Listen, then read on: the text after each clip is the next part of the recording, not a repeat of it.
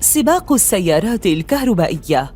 الصين تتخطى الجميع والغرب يسارع الوقت للحاق بها، أما إفريقيا فسكانها ضحية للشركات الصينية، حيث عمال المناجم في جمهورية الكونغو الديمقراطية يكدحون لساعات بأجور زهيدة لا تغطي المعيشة من أجل تغذية صناعة بطاريات السيارات الكهربائية، حتى تهيمن الشركات الصينية على قطاعات التعدين والبطاريات والتصنيع على حساب معاناة سكان القارة السمراء.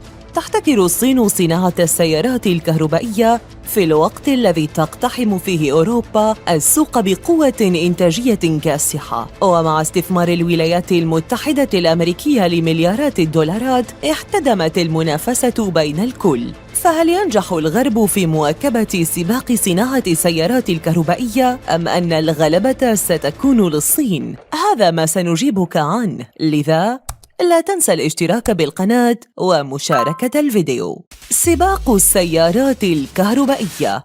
من المؤكد أنك إذا فكرت في السيارات الكهربائية سيكون أول اسم يخطر على بالك هو تسلا، الشركة الأمريكية الأكثر مبيعاً للسيارات الكهربائية، إذ تقدر قيمتها بما يتجاوز $1 تريليون.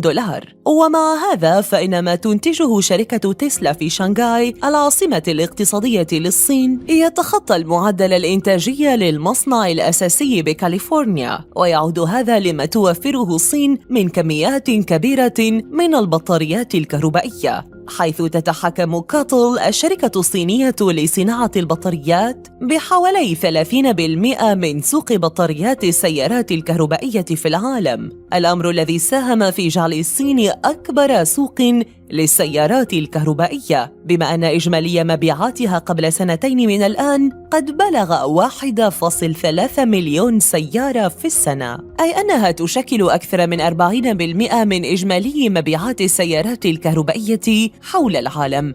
لكن ليس هذا فقط، فسيطرة الصين تمتد حتى لمعدن الكوبالت، وهو معدن يساعد في تعزيز استقرار بطاريات الليثيوم آيون المستخدمة في السيارات الكهربائية، إذ قدر موردو الكوبالت المتخصصون في شركة كوموديريس دارتون بأن مصافي التكرير الصينية قد وفرت 85% من إنتاج العالم من الكوبالت الجاهز للبطاريات، لكن الفضل في ذلك يعود بشكل كبير لجمهورية الكونغو الديمقراطية، التي تهيمن فيها الشركات الصينية على 70% من قطاع التعدين، خاصة بعدما أعلنت شركة تشاينا موليبدينيوم كومباني عن استثمار $2.5 مليار لمضاعفة إنتاج النحاس والكوبالت داخل منجم تنجي فونغورومي، المعروف بأنه واحد من أكبر المناجم في جمهورية الكونغو الديمقراطية. وقد جاءت تلك الخطوة الاستثمارية بعد شرائها لحصة 95% من منجم كاسانفو مقابل $550 مليون، لكن الهيمنة لا تتوقف هنا، فالعملاقة الصينية الأخرى هوايو كوبالت تمتلك حصة في 3 مناجم على الأقل بنفس الدولة، إضافة إلى أنها لاعب رئيسي في كل خطوة من سلسلة توريد الكوبالت، ما يجزم بأن احتكار الصين لهذه الصناعة مكنها من احتلال المركز الأول في سباق تسلح البطاريات، في الوقت الذي يسير فيه الغرب على خطى الصين للحاق بالركب، بعدما أظهرت الشركات الأوروبية سعيها في امتلاك 28 مصنعاً لإنتاج بطاريات الليثيوم آيون بنهاية العقد الجاري، في ظل الزيادة المتوقعة للطاقة الإنتاجية بنسبة 1440% عن مستويات 2020. ووفقاً لدارتون كوموديتيز فإن هذا النمو سيأتي مدفوعاً بشركات مثل بريتش فولت الإنجليزية ونورث فولت السويدية.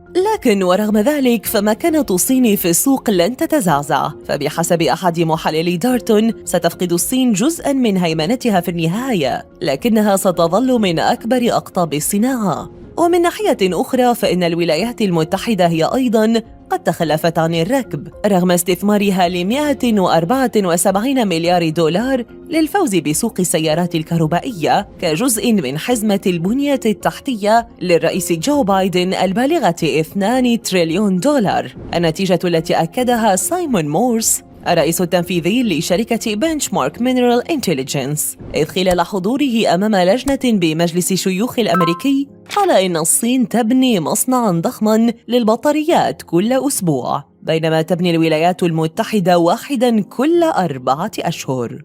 كبش الفداء. مع هيمنة الصين على مناجم النحاس والكوبالت في جمهورية الكونغو الديمقراطية، يدفع عمال المناجم ثمناً غالياً يعادل شرفهم كسكان أصليين للمنطقة. فوفقاً لادعاءات العمال الكونغوليين، فهم يعانون من معاملة سيئة للغاية من المشرفين الصينيين، إضافة إلى أنهم يعاقبون حتى لخطأ بسيط، فمثل العبد والسيد هكذا تتم معاملتهم، حتى أنهم يتقاضون أجوراً أقل من العاملين الصينيين نظير أداء نفس الوظائف. إذ وصف العمال الكونغوليون الأمر على أنه نفس ما كان يحدث معهم خلال الحقبة الاستعمارية. وقد كشفت منظمة العفو الدولية على خلفية تحقيقاتها حول انتهاكات حقوق الإنسان في قطاع التعدين في جمهورية الكونغو الديمقراطية على رفض الكثير من شركات التعدين الصينية التحلي بالشفافية بخصوص عملياتها. وقد ردت تلك الشركات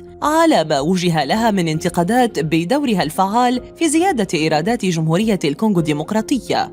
ومع اتهامها للحكومة الكونغولية بالفساد، تدخل الرئيس الكونغولي فيليكس تشيسكيدي، حيث وخلال إحدى زياراته لمدينة كولويزي صرح قائلاً: يأتي الناس إلى الكونغو بجيوب خاوية ويرحلون من هنا وهم مليارديرات، لكننا نظل فقراء. كما وأعلن عن مراجعة عقود التعدين الخاصة بالبلاد والتي تتجاوز قيمتها 6 مليار دولار.